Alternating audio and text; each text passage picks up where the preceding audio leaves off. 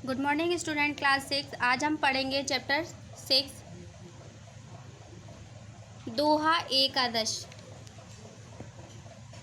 प्रस्तुत पाठ में हिंदी के भक्त एवं नीतिकार कवियों कबीरदास और रहीमदास के एकादश दोहे दिए गए हैं, जिनमें गुरु की महत्ता, संग्रह वृत्ति का त्याग, भाईचारा के खंडन, क्षुद्र से क्षुद्र वस्तुओं का महत्व, मित्रता की कसौटी आदि विषयों पर विचार प्रकट किए गए हैं। तो यहाँ कुछ रहीमदास और कबीरदास जी के दोहे दिए गए हैं, तो उनको मैं पढ़ूंगी और उनका अर्थ मैं अपने शब्दों में आपको बताऊंगी। तो शुरू करते हैं।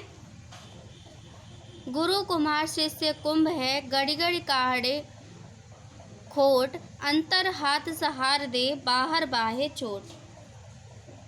प्रस्तुत पंक्तियों में कबीरदास जी कहते हैं कि गुरु कुम्हार है, शिष्य मिट्टी के कच्चे घड़े के समान है।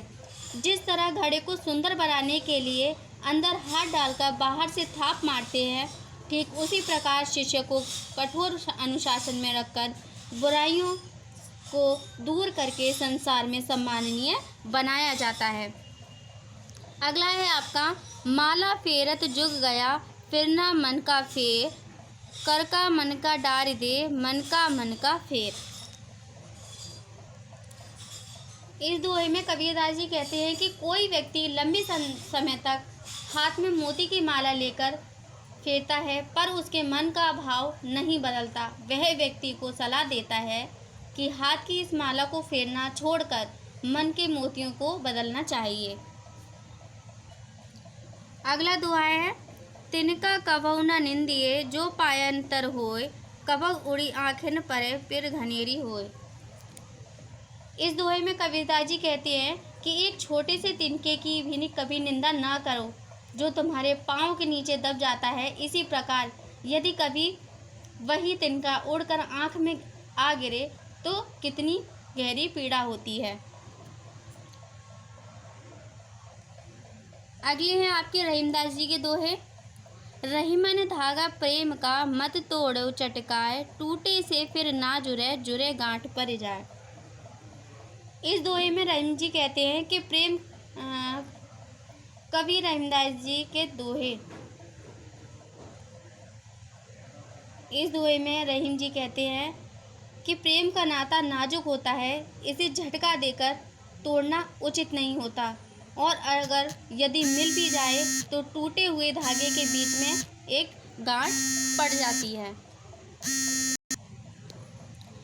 रहीमन देखी बड़ेन को, लघु न दीजिए डार, जहाँ काम आवे सुई, कहा करे तलवार। तो इस दोहे में रहीम जी कहते हैं कि बड़ी वस्तु को देखकर छोटी वस्तु को फेंकना नहीं चाहिए। जहाँ छोटी सी सुई काम आती है, वहाँ तलवार बेचारी क्या कर सकती है। तो इस दोहे में यही बताया गया है कि हम कपड़े को सिर्फ सुई से ही सिल सकते हैं, वहाँ तलवार काम नहीं कर सकती। अगला दोहा है आपका, पावस देखी रहीमन मन, कोयल साधे मौन, अब दादुर बख्ता भये, हमको पूछत कौन।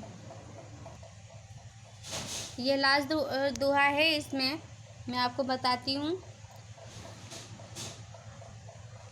वर्षा ऋतु को देखकर कोयल और रहीम के मन ने मौन साध लिया है।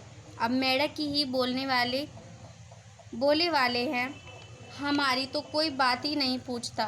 अभिप्राय यह है कि कुछ अवसर ऐसे होते हैं कि गुणवान को चुप रहना पड़ता है और गुणहीन वाचाल व्यक्तियों का ही बोलबाला होता है। तो यहाँ कुछ दोहे दिए गए हैं। मैंने आपको कुछ दोहे इसलिए अलग से पढ़ाए हैं क्योंकि वो फेयर कॉपी पे आपको करनी है और वही आपको लर्न करनी है। ध्यान से पढ़िएगा, समझिएगा। Thank you.